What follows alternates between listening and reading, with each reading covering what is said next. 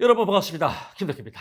자, 이번 시간에는요, 51번부터 출발해 보겠습니다. 사회복지 정책에 관한 설명으로 옳지 않은 것은 정답 체크하고요. 사회복지 정책은 사회 구성원의 기본 욕구를 해결하기 위한 정책이므로 가치 중립적이다. 가치 중립이 아니라요, 가치 추구입니다. 가치 추구, 가치 지향적이다.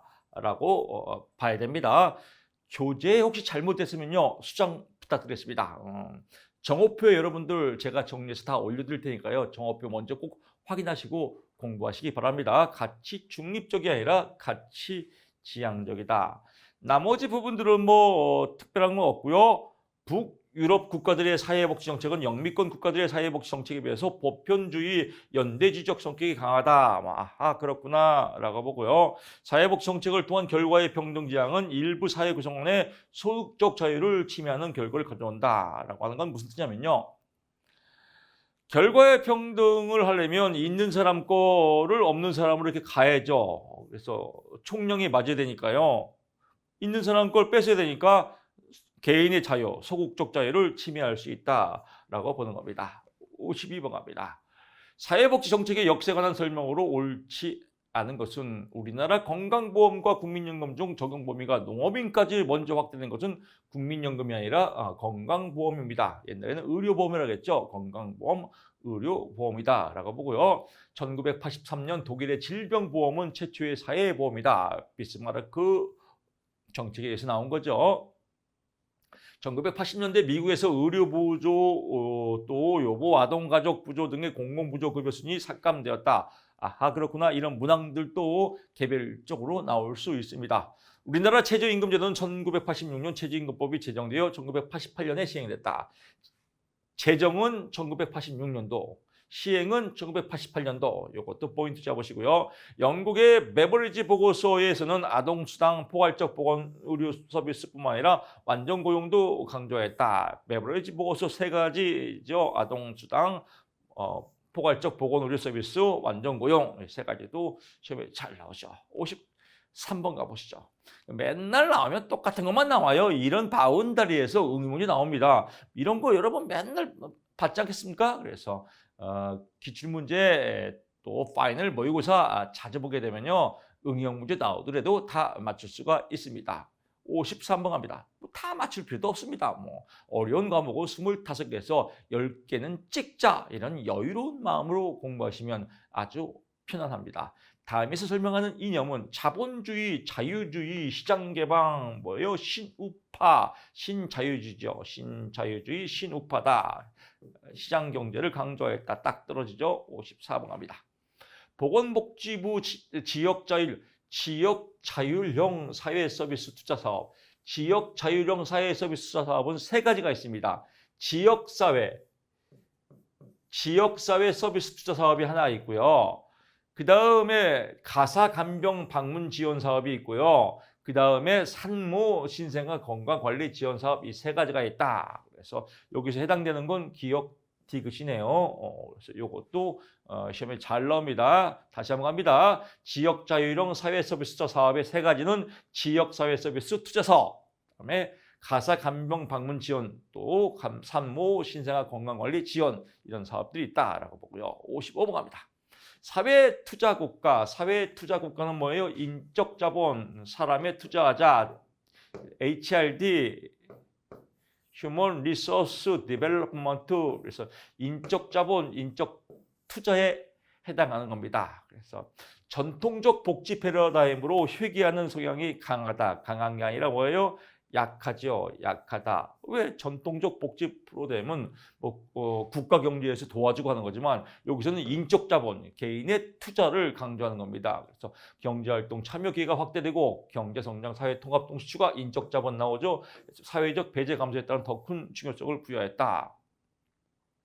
불평등 해소보다는요. 이제 전통적 복지 패러다임은 불평등 해소지 않습니까? 그때 사회적 배제 감소에 더 큰 중요성을 부여했다라고 봅니다. 그래서 배제 감소, 열심히 인적 투자해서 일하라 이겁니다. 그런 내용입니다.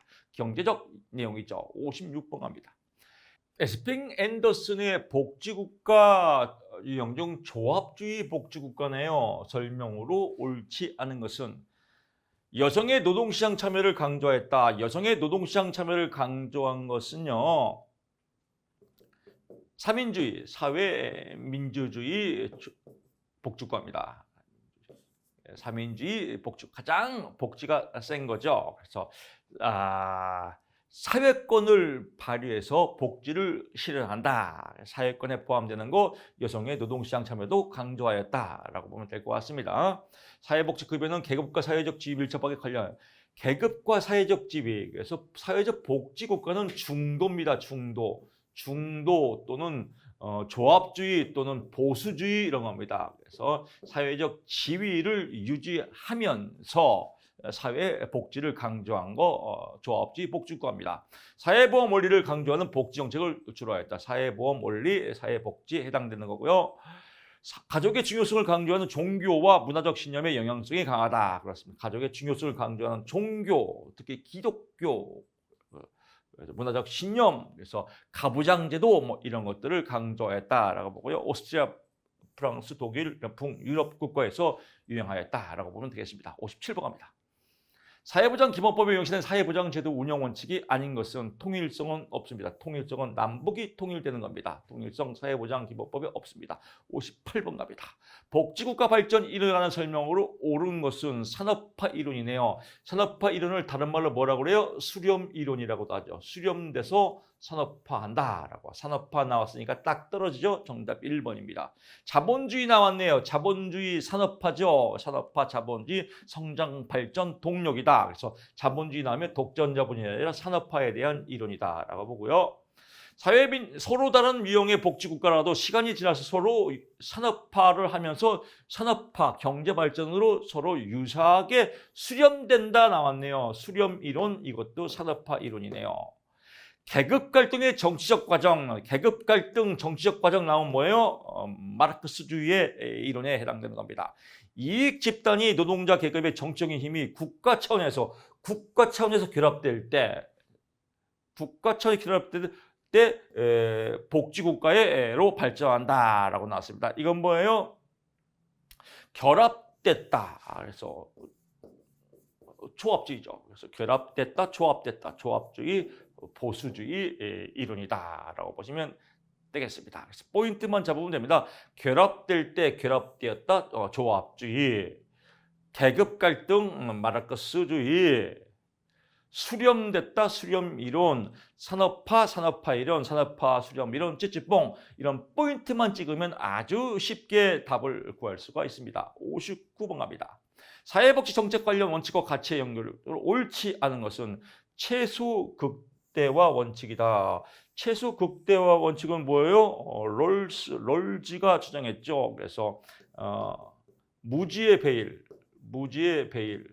최소 극대화, 서로 어느 위치인지 모르니까 무지하니까 내가 받을 수도 있고 네가 받을 수 있으니까 서로 공평하다. 그래서 원초적 본능이 아니라 원초적 입장이다. 원초적 입장이니까 공평, 형평하다라고 말합니다.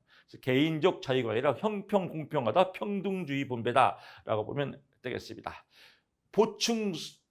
보충성은 자력 구제다. 열등처우 비례적 평등이다. 보험 수리 개인적 평평성이다. 뭐 보면 다 알 것 같습니다. 60번 갑니다. 정책 평가에 필요한 이유로 옳지 않은 것은 정책 평가가 왜 필요한가? 정책을 평가하는 거죠. 정책 결정 이론을 형성하려고 뭐 정책 평가하는 거 이론 형성하려고 하는 건 아니지 않습니까? 척봐도 아닙니다. 국어 문제입니다. 이런 거 볼 필요 없습니다. 61번 갑니다. 사회복지 정책의 가치에 관한 설명으로 옳은 것을 모두 그러시오. 하나만 옳으네요. 비례적 평등은 형평 또는 공평이라고 한다. 그렇죠. 비례적으로 평등한다. 열등처우 원칙 형평이다, 공평이다 라고 보는 겁니다. 그래서 여기도 나오죠. 비례적 평등, 열등, 문항이 계속 나온 게 또 나오고 나오고 그렇습니다. 그래서 문항의 포인트를 잘 보셔야 됩니다. 딱 떨어지죠. 모든 사람에게 사회적 자원을 똑같이는 뭐예요? 형평하게죠. 형평하게 똑같으니까. 그래서 적절성은 충분성이죠. 적절하게 충분하게가 아니라 이건 형평성에 해당하는 내용이다라고 보고요. 벌린이 말하는 적극적 자유는 국가 개입에 적극적 자유는 국가가 개입해서 잘 살게 만드는 겁니다. 소극적 자유는 뭐예요? 개인의 입장을 침범하지 말라, 이런 게 소극적 자유죠. 그래서 적극적 자유는 국가의 개입이 감소할수록 국가가 개입을 해야겠죠. 사회적 자원 배분이 평등적이고 동시에 파레토 효율적이다. 파레토 효율이라는 것은 뭐예요? 손해가 없지만 이익만 계속 올라가는 거예요. 이상적이죠. 이런 세상 이런 건 별로 없습니다. 그러니까 보세요. 사회적 자원 배분이 평등해요. 또 손해보는 사람도 없는데 효율이 올라온다는 거예요. 얼마나 아름다워요. 정말 이상향, 그냥 날아가고 싶죠. 그러니까 뭐예요? 좋은 거죠. 상충적인 거죠. 상충이 반대예요. 뭘 반대예요? 서로 효율이라는 평등과 효율은 찌찌뽕이다. 이거의 답이에요. 찌찌뽕일 수밖에 없다. 이게 정답이죠. 상충적이지 않다라고 보시면 됩니다. 정답 4번입니다. 62번 갑니다. 다음 중 선별주의 입각한 제도가 아닌 것은 누리과정입니다. 누리과정은 무상교육과 관련이 있습니다. 무상교육은 다 주는 거죠. 그래서 보편주의다, 선별주의가 아니다라고 보고요. 64번 갑니다. 우리나라 사회적 경제 주체에 관한 설명으로 옳은 것을 모두 고르시오라고 나왔네요. 하나뿐이 옳은 게 없네요. 릴이네요. 사회적 기업은 취약계층에게 사회 서비스 또는 일자리를 제공하나 지역사회에 공헌하는 기업이다. 그렇죠. 이런 기업을 뭐라고 그래요? 사회적 기업이다. 딱 떨어집니다. 사회적 협동조합은 영리가 아니라 비영리입니다. 마을기업은 기업재정부 장관의 허가를 받아서 설치한다. 허가가 아닙니다. 그래서 마을기업은 심사를 통해서 설립이 됩니다. 협동조합기본법에 근로한 협동조합의 설립은 고용노동관의 허가가 아니라 시도지사에게 신고하면 됩니다. 신고하는 겁니다. 그래서 포인트 잡으시고요. 64번 가보시죠. 사회복지 정책의 활당 원칙에 관한 설명으로 옳지 않은 것. 활당 쭉 나옵니다. 활당의 역량은 없습니다. 아주 간단한 문제입니다. 국어 문제예요. 넘어가시고요. 65번 갑니다.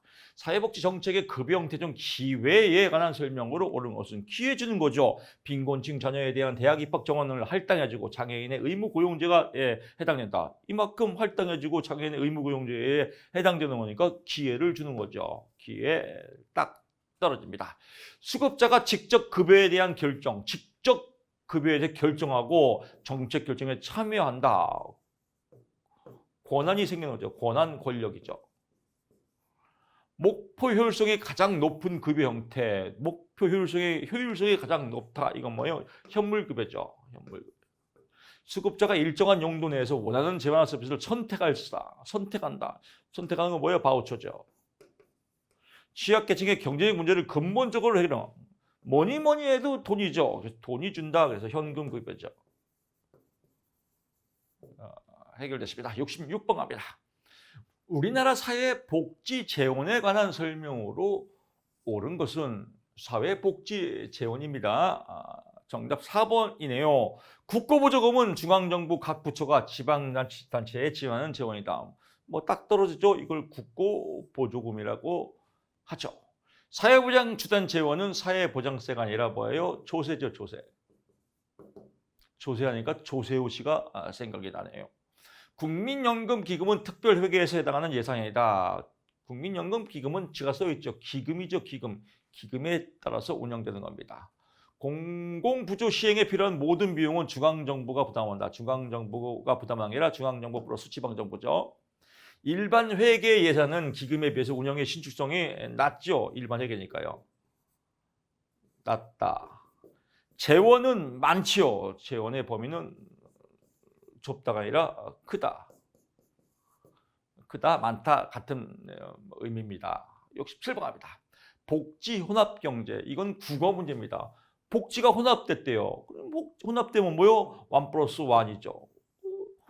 말 그대로 국어 문제입니다. 국민기초생활보장제도의 통합급여에서 개별급여로 전환했다. 통합급여에서 개별급여로 전환한 거하고 복지 혼합경제하고 뭐 이거 혼합된 게 없잖아요. 이건 딱 봐도 혼합된 게 없네. 이거 국어 문제잖아요. 너무 쉽죠. 시립사회복지관의 민간위탁, 민간으로 1+1. 사회복지관 기관에서 사회적 기업으로 1+1. 바우처 방식으로 위한 보육서비스, 바우처, 보호처 1+1. 보육 서비스. 노인 장기 요양보험을 활용한 노인 요양병원 운영 1+1 이렇게 보시면 됩니다. 68번 갑니다. 정책 결정 이론 모형과 설명의 연결이 옳은 것.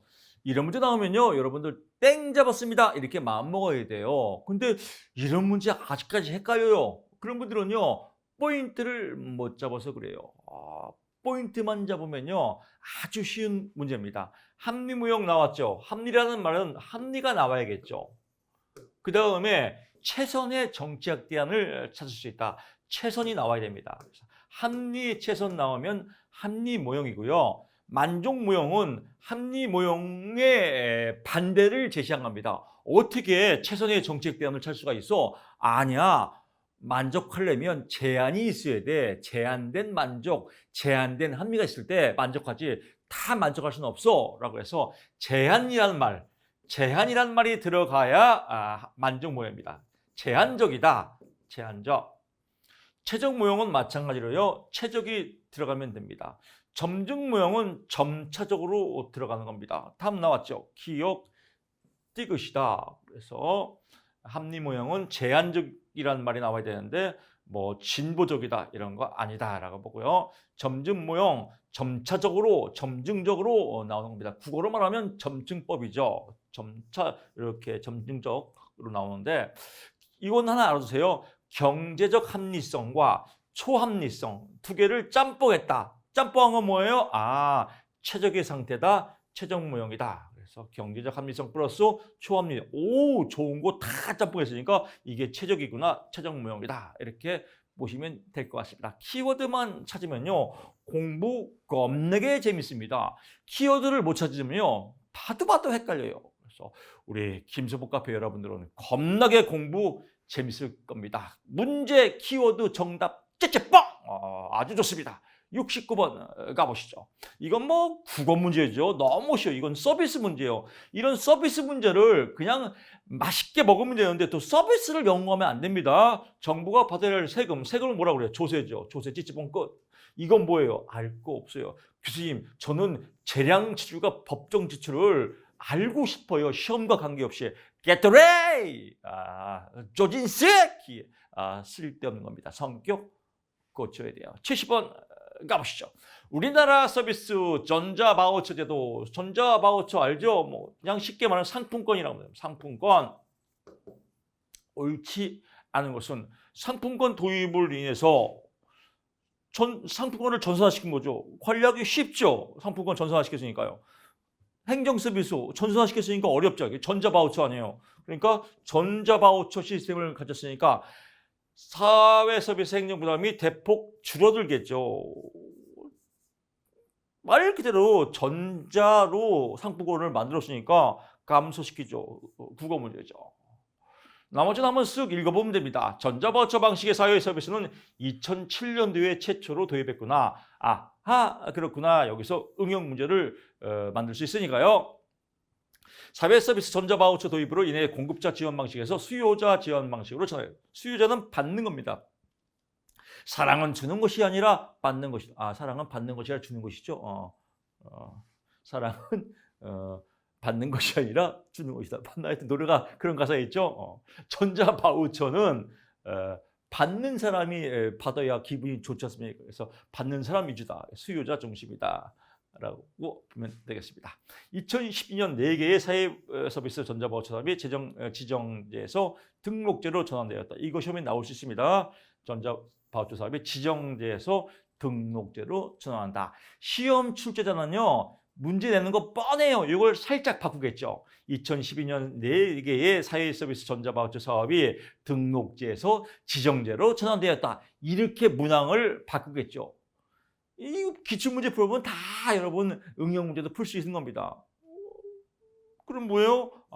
지정제에서 등록제구나. 등록제에서 지정제가 아니구나 라고 해서 얘 포인트 잡고 얘 포인트 잡고 이렇게 포인트 잡으면요, 패치겨도 합격될 수밖에 없습니다. 임신, 출산, 진료비 지원 사업은 전자바우처 서비스 중 하나이다. 뭐 이런 건 뭐 당연히 하나겠죠. 70. 그래서 여러분 공부하실 때 여기서 포인트 잡고, 그 다음에 얘 포인트 잡고, 그 다음에 뭐 얘 포인트 잡고, 얘 포인트 잡고, 뭐 청량질 하려면 2007년이 아니라 2008년. 얘는 뭐 공급자 지원 방식에서 수요자 지원 방식에서 공급자 지원 방식으로 이런 말장난이에요. 그 지식을 쌓는 게 아니에요. 말장난을 여러분들 잘 포인트를 잡아서 답 맞추는 게임입니다. 71번 가보시죠.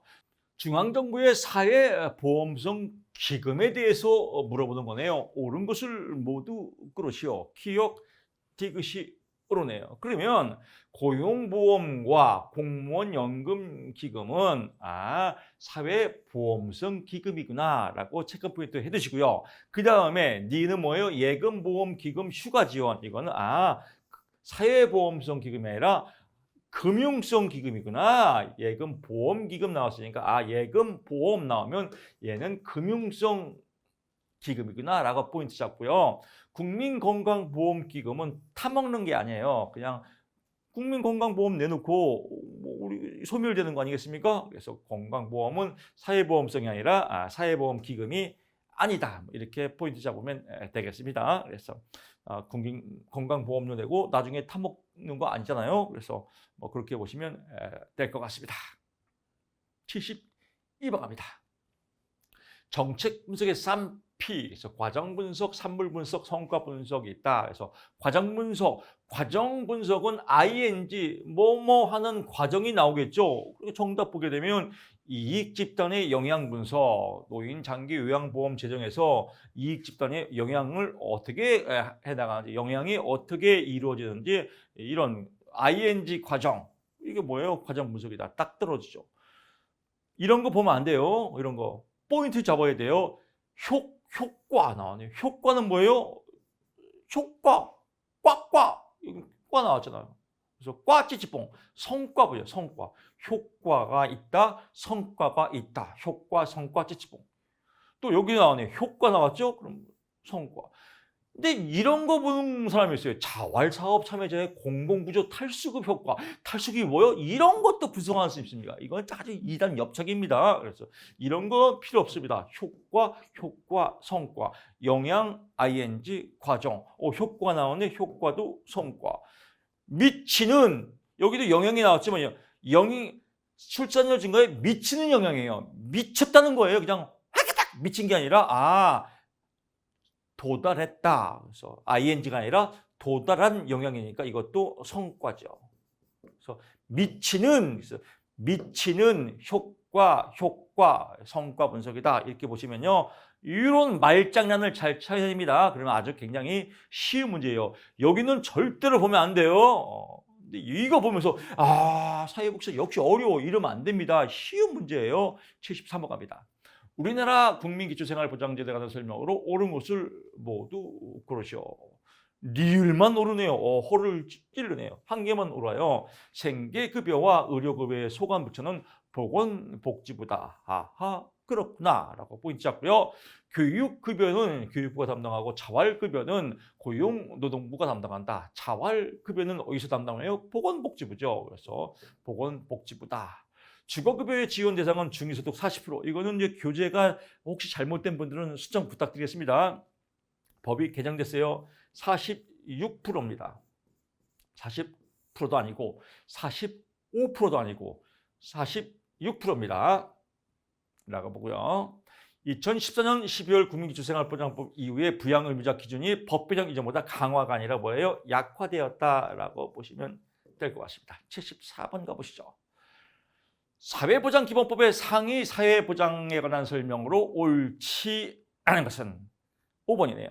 공공부조는 국가의 책임으로 시행하고 공공부조는 국가 플러스 지방자치입니다. 공공 플러스 지방자치의 책임이다 라고 보고요. 국가의 책임은 뭐예요? 사회보험이다. 여러분 아직까지 사회보험이 헷갈린다. 이런 용어가 헷갈리면요. 공부 무지하게 힘들어요. 그런 분들은요. 사회보험 나오면 그냥 우리가 4대 보험. 니네 회사 4대 보험 줘 안 줘? 옛날에 우리 그랬어요. 니네 회사 4대 보험 줘 안 줘? 우리 회사 4대 보험이 있어. 그럼 겁나 좋은 회사네. 우리 회사 4대 보험 없어. 그래 일반 회사네. 옛날에는 제가 직장 생활 때 그랬어요. 지금은 이제 4대 보험을 회사에서 다 주게 돼 있죠. 그러니까 이런 사회보험을 그냥 4대 보험 이렇게 생각하면 쉬워요. 사회보험 뭐예요? 4대 보험이구나. 고용보험, 의료보험 이런 거를 사회보험이라고 한다. 이 사회보험은 누가 책임져야 돼요? 국가가 책임지는 거죠. 그래서 회사는 다 의무적으로 사회보험을 가입하게 되어 있지 않습니까? 왜? 국가가 책임이니까요. 공공부조가 아니라 사회보험은 국가의 책임이다. 공공부조는 국가 책임 플러스 공공부조, 국가가 하는 거 아닌가요? 국가도 하고 지방자치단체도 합니다. 사회서비스는 국가와 지방자치 책임으로 시행하는 것을 원칙으로 한다. 그래서 사회서비스나 공공부조는 국가 플러스 지방자치단체다라고 보고요. 나머지는 사회보장이나 사회보험, 공공부조, 사회서비스를 의미한다. 그렇구나. 국가와 지방자치단체 사회보장에 관한 책임의 역할을 합리적으로 부담한다. 그렇구나. 사회보장 증진을 위한 보건복지부 장관은 몇 년마다? 5년마다. 이것도 포인트 잡으십시오. 5년마다 사회보장 기본법. 사회보장 기본 계획 수립은 그러니까 계획 수립 나오면 5년입니다. 4년이 아니라 5년이다. 지방자치단체장은 사회보장제에 신설하고 변경되고 보건복지장관과 협의해. 누구랑요? 보건복지부 장관과 협의해서 이루어지지 해야 하며 합의가 이루어지지 않을 경우에는 사회보장위원회가 조정한다. 그래서 조정은 누가 해요? 사회보장위원회다. 문제 만든 사람은요. 똑같이 얘를 거꾸로 장난질할 수 있어요. 지방자치단체장은 사회보장제도를 신설하고 변경하는 경우 사회보장위원회에 협의해야 되고 이러지 않을 경우는 보건복지장관과 조정한다. 이렇게 장난질할 수 있습니다. 그래서 이런 거 포인트 잘 잡으십시오. 다시 한번 강조하지만요. 응용 문제는 기출문제 중에서 이 내용을 갖고 응용 문제를 만든다. 왜? 검증된 문제이기 때문에요. 출제자도 지가 내려면 겁나요. 그러니까 문제 만들기가 어려워요. 기출문제는 검증된 문제니까 이 안에서 응용 문제를 낸다. 어떤 분들은 교수님 사회복지사 1급 기출하고 똑같이 안 나오는데요. 가만히 들여다보면요. 기출문제입니다. 기출문제만 풀면 100% 합격할 수 있습니다. 75번 가보시죠. 우리나라 자활 사업에 관한 설명으로 옳은 것은 요즘 이제 자활 사업이 문제가 출제가 아주 잘 나옵니다. 여기서 정리를 하시기 바랍니다. 딱 떨어집니다. 희망 키움 통장을 만들어서 돈 많이 주는 겁니다. 돈 많이 만들어 주는 거예요. 그게 희망이죠. 그래서 자산 형성 지원이다. 당연하다. 딱 떨어집니다. 포인트 잡으시고요. 시도별로 설치한다. 자활센터를. 이건 시도별은 뭐예요? 중앙이 아니라 광역이죠, 광역. 그래서 광역버스 시도를 왔다 갔다 하죠. 그래서 광역이다라고 보고요. 일반 수급자는 자활사업구로에 참여할 수 없다가 아니라 있답니다. 자활사업 참여자에게 자활장려금이 지급된다. 지급했다가 폐지되었습니다. 4번 여러분 체크포인트 잘 하셔야 됩니다. 왜냐하면 딱 떨어지거든요. 광역자활센터의 운영 주체는 광역지방자치단체. 왠지 그럴 것 같아요. 네, 삑살이다. 광역자활센터의 운영 주체는 광역자활센터에서 위탁한 비영리 집단이나 비영리 법인 또 사회적 협동조합 이런 곳에서 운영을 한다라고 보시면 될 것 같습니다. 76번 갑니다. 사회안전망이네요. 이거 쉽습니다. 1차는 뭐예요? 1차는 사회보험입니다. 1차 사회보험. 1차가 있으니까 2차도 있겠죠. 2차는 뭐예요? 2차는 공공부조입니다. 2차는 1차 사회보험, 2차 공공부조 지가 다 써있네요. 3차는 뭐예요? 3차도 있습니다. 3차는 보통 이제 이 재해, 긴급재해 이런 거에 해당되는 겁니다.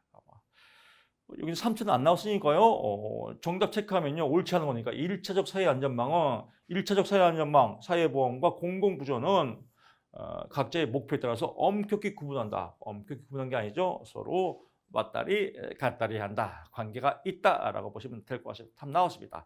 2차적 사회안전망. 2차가 뭐예요? 공공부조죠. 빈곤층 계층 나왔죠. 1차적 사회안전망 사회보험이죠. 개인의 노력 능력이 확보되는 안전망이다. 그렇죠.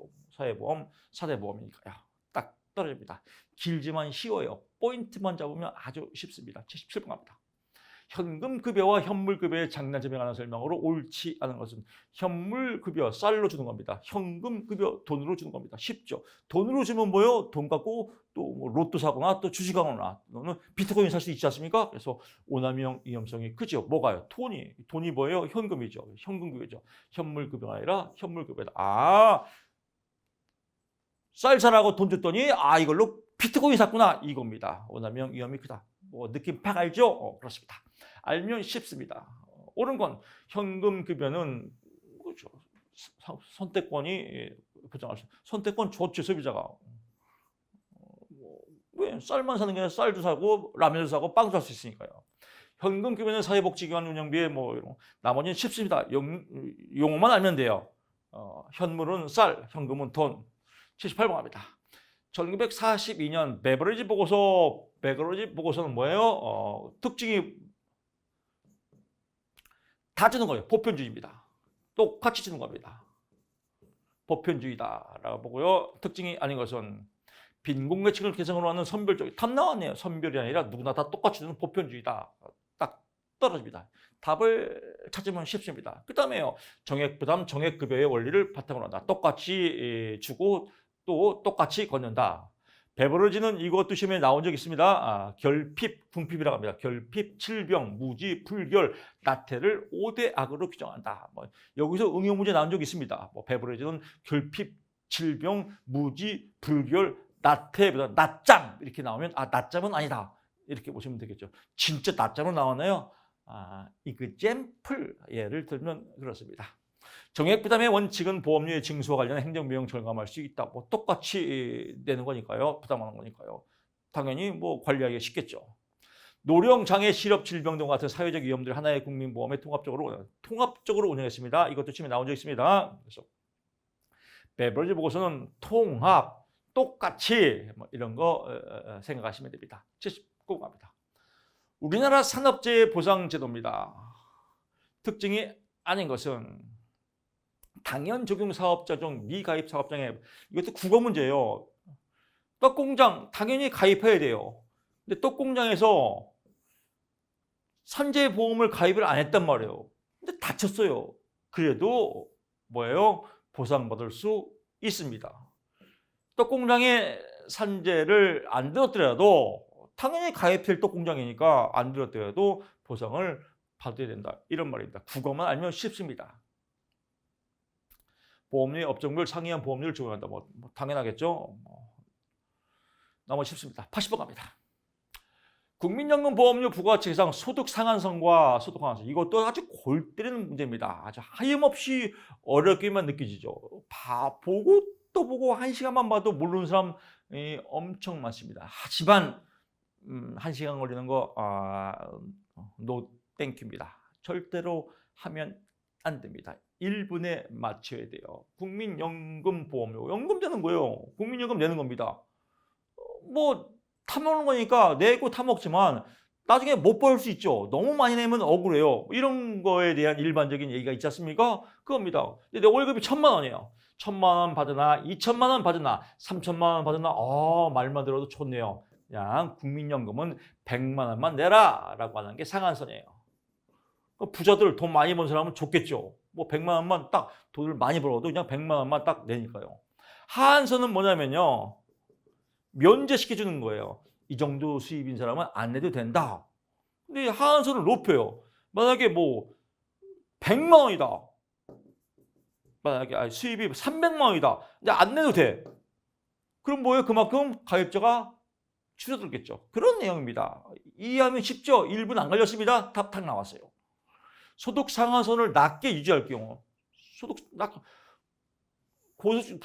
고소득층 부담이 그만큼 더 커지게 된다. 낮게 부담하는 거예요. 여기서 1,000만 원, 2,000만 원인데 그냥 300만 원까지 딱 정하고 그 이상은 다 똑같이 한다라고 하면 더 많이 본 사람은 그만큼 부담이 줄어들겠죠. 커진다가 아니라 낮아진다.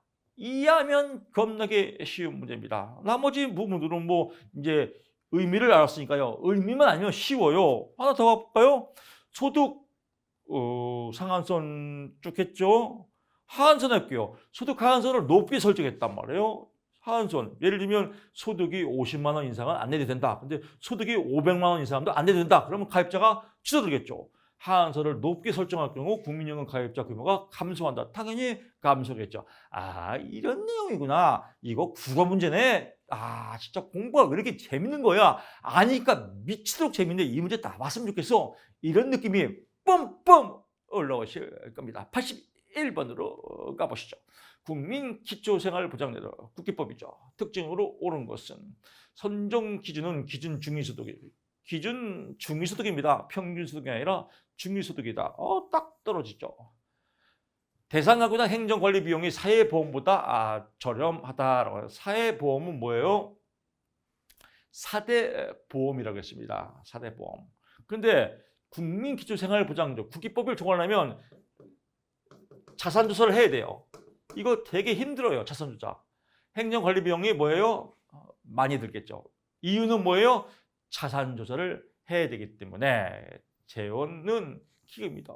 생활기초보장법 돈 어디서 내요? 기금이 아니라 국가 세금으로 조세에 나죠. 있는 사람 걷어갖고 나라에 주는 거니까. 그래서 재원기금은 세금의 기금이 아니라 세금에 의존한다. 재원부담을 하는 자와 수급자가 동일하다. 웃기지 마라. 많이 낸 사람은 부자들이 많이 내고 걷어갖고 나라에서 세금 매겨갖고 가난한 사람 도와주는 게 국기법이다. 대상 선정에서 부양 의무자 존재 여부는 고려되지 않는다. 고려되지 않는다. 고려된다. 고려가 근데 이거 연대인가요? 이러면 안 됩니다. 연세가 아니라 고려되지 않는다라고 보고요. 82번입니다. 에스핑 앤더슨 이것도 뭐 딱 떨어져요. 조합주의 복지국가라고 하면요. 자유주의, 조합주의, 삼인주의가 있죠. 삼인주의, 사회민주주의가 있죠. 각 특징만 알면 돼요. 조합주의, 나라 어디 나와요? 프랑스, 일본, 독일, 이런 나라들죠. 그래서 사회계층 인정하고요. 가족제도를 가족이나 신앙 이런 걸 중요시했다. 이렇게 보면 되겠죠. 특징이 아닌 것은 사회보험 가입자들은 직장 이동성을 활성화. 조합주의 복지국가는요, 보험 자체가 조합단위예요. 조합단위로 이루어졌어요. 조합단위라는 건 뭐예요? 지역조합, 직장조합, 이 조합으로 이루어져서 이동성이 수월하지가 않아요. 그래서 활성화할 수 있다가 아니라 활성화할 수 없다가 되겠죠. 이유는 뭐예요? 조합단위 제도로 운영되기 때문에 이렇게 보시면 됩니다. 산업재해와 같은 동일한 위험에 대해서는 다수의 운영주체가 존재한다. 다수의 운영주체가 존재하겠죠. 제도의 적용 대상은 임금 근로자 계층을 원칙으로 한다. 그렇구나. 사회복지제도를 위험별로 구분하여 각각 독립적인 제도로 운영한다. 아하, 그렇구나 라고 보고요. 여기서 포인트는 조합주의 복지국가는 조합단위 제도로 운영하는구나. 그래서 직장 이동성이 활성화되지 않는다라고 보시면 되겠습니다. 83번 갑니다.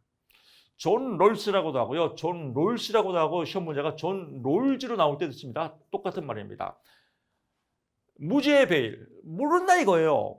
또 내가 어려운 사람인지, 내가 쉬운 어려운 사람, 내가 어려운, 내가 편한 사람인지 편한다?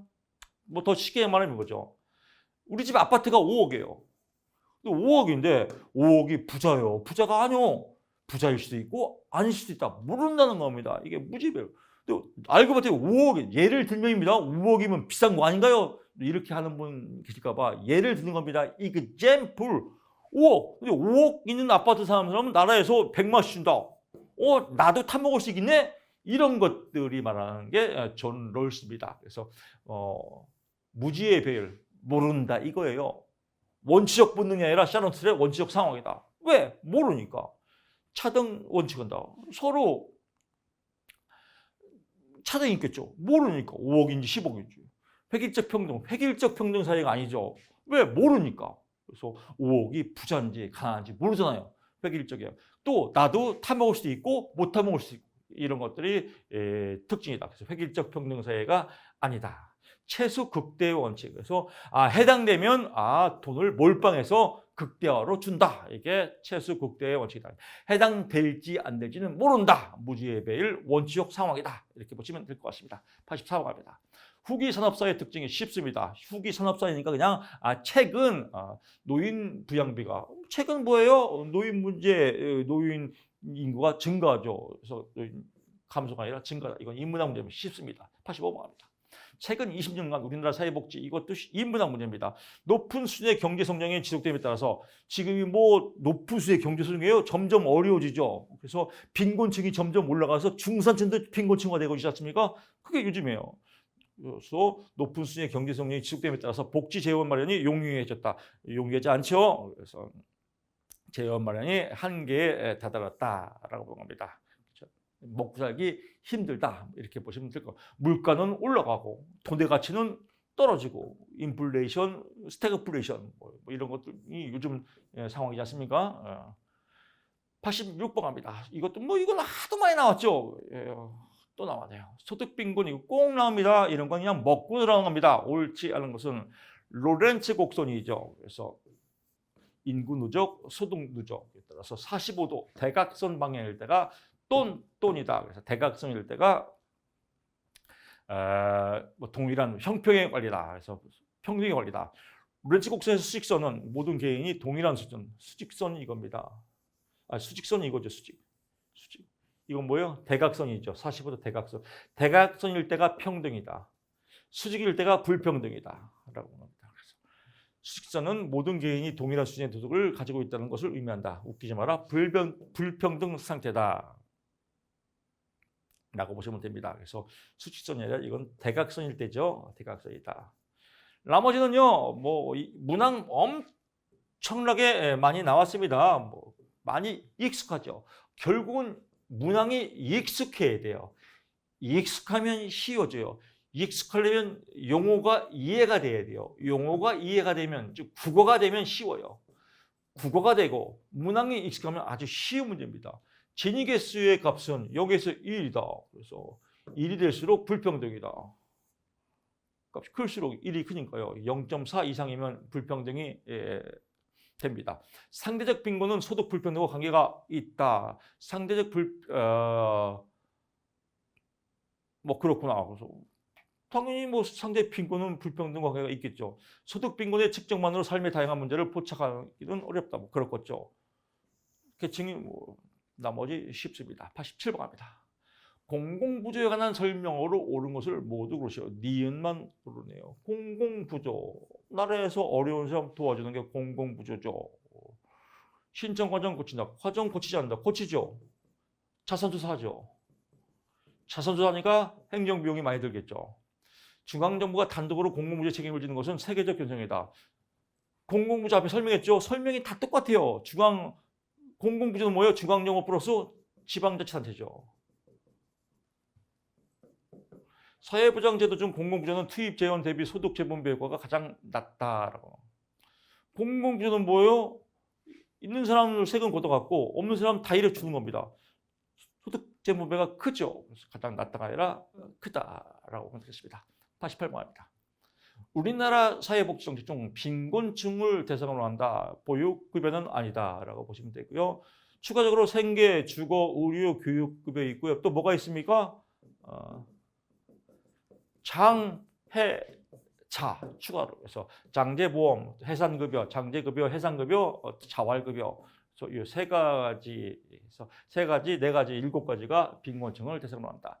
89번 갑니다. 공적 연금 재정 관리 방식으로 특징이 아닌 것은 이것도 뭐 쉬운 문제입니다. 적립 방식의 연금제도. 적립과 부과가 있습니다. 적립은 뭐예요? 쌓아놓고 월급에서 얼마씩 떼어놓고 계속 쌓아가는 겁니다. 왜? 나중에 타먹으려고. 수지상동. 수지가 뭐예요? 수지. 우리가 경제학에서 수지 맞다. 그래서 너 수지 맞다가 뭐야? 그러면 나 수지 맞다. 땡 잡은 거지.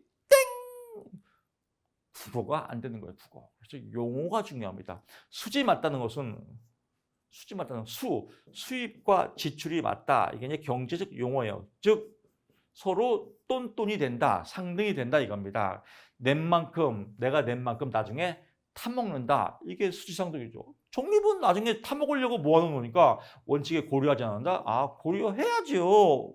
고려하지 않으면 뭐하러 돼요? 모르겠어. 뭐하러 떼요? 타먹으려고 떼는 거지. 쉽지요. 그 다음에요. 축적한다. 축적이 뭐예요? 적립 쌓는 거죠. 쉽죠. 부가는 뭐예요? 매년도 연금 재정의 균형을 유지할수록 운영하는 방식이다. 당연히 부가하는 거니까요. 부가 방식은 뭐예요? 노인 세대에게도 일정한 연금을 제공할 수. 그렇죠. 젊은 사람들 국민연금 떼갖고 나중에 노년층에 주는 거. 이거 세대 간이죠. 세대 간.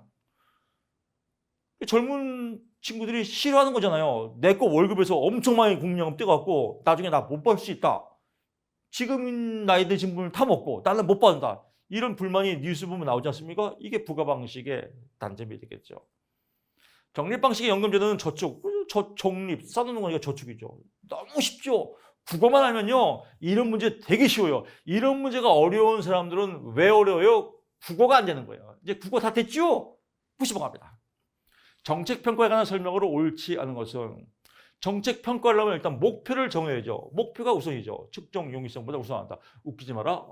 목표가 우선이다라고 보고요. 나머지는 쉽습니다. 91번 갑니다. 사회복지 정책의 대안으로 개발할 때 활용할 수 있는 방법을 모두 고르는 이런 건요. 번데기 문제예요. 뻔한 문제입니다. 정책 대안이래요. 그러면 좋은 건 다 대안이겠죠. 뭘 검토하고 활용하고 다 좋네요. 다 답이. 92번 갑니다. 최근 10년간 우리나라 사회복지 정책에 관한 설명으로 옳은 것은 지방자치단체의 자체적인 복지사업이 증가하는 지자체로 분산됐죠. 당연하다라고 보고요. 고용 불안정 심화로 사회보험제도 기반이 경고. 불안정하면 경고가 아니겠죠. 안 경고겠죠.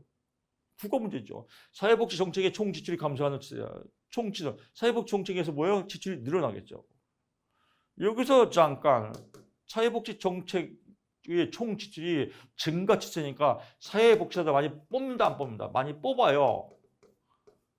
그러니까 여러분들도 합격률이 점점 올라가니까요. 자신감을 가지시고 공부 열심히 해서 문제와 정답 찌찌뽕해서 꼭 합격하시기 바랍니다. 빈곤고르자층 지원제도가 약화가 아니라 강화되었죠. 복지정책 대상의 초점이 극빈층에 아니라 뭐예요? 중산층으로 변화했다. 즉 중산층도 점점 어려워진다. 앞에 설명드렸죠? 앞에 설명했던 내용들이 계속 반복적으로 나오는 겁니다. 93번 갑니다. 사회복 정책과 경제정책의 관계에 대한 설명으로 옳은 것을 모두 고르시오. 이것도 뭐예요? 좋은 거죠. 영향을 준다, 역할을 할 수 있다, 필요하다고 본다.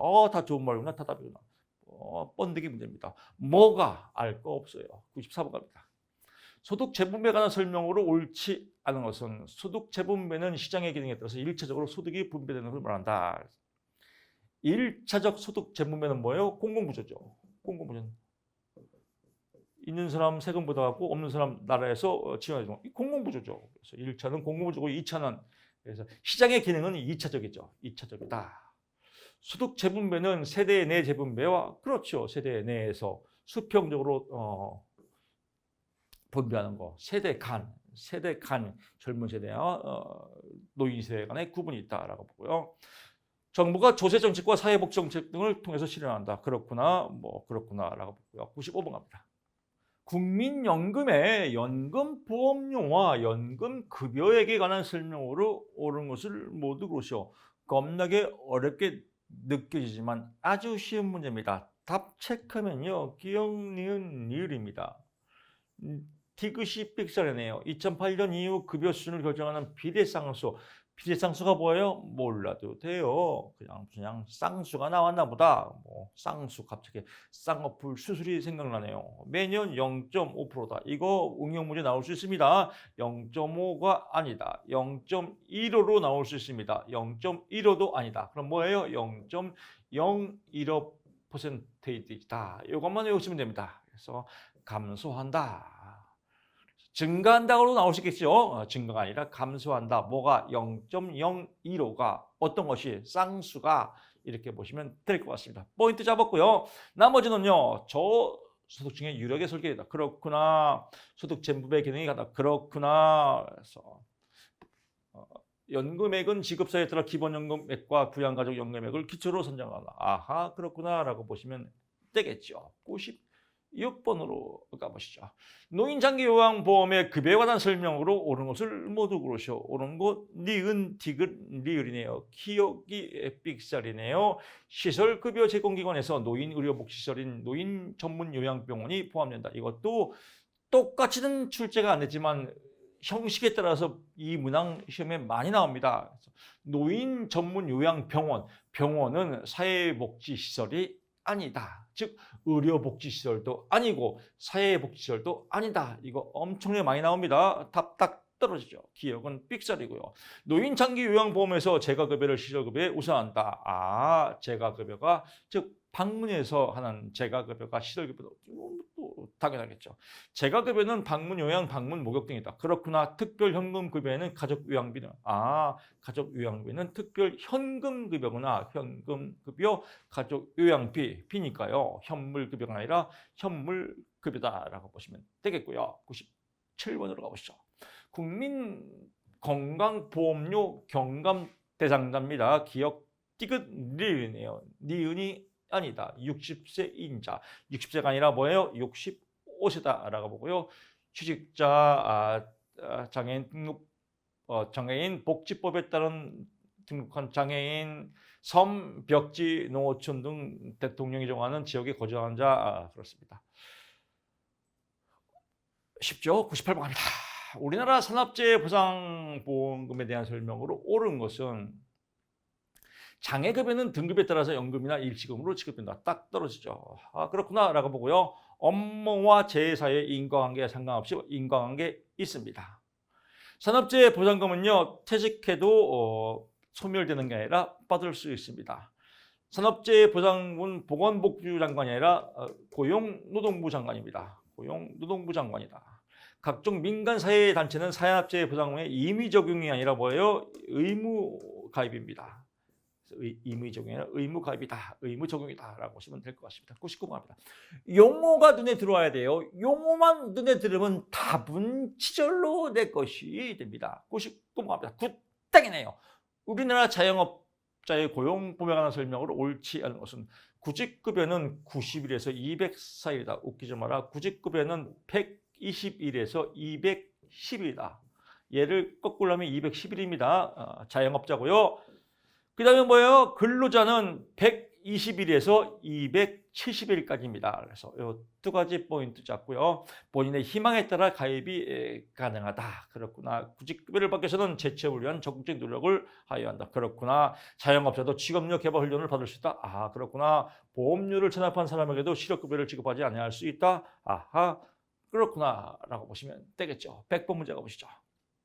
사회투자전략 HRD, Human Resource Development, 결국 인적자본 투자입니다. 인적자본 투자, 사람을 자본으로 본다. 인적자본 투자인데 여기에 플러스 뭐가 있나? 아, 사회적으로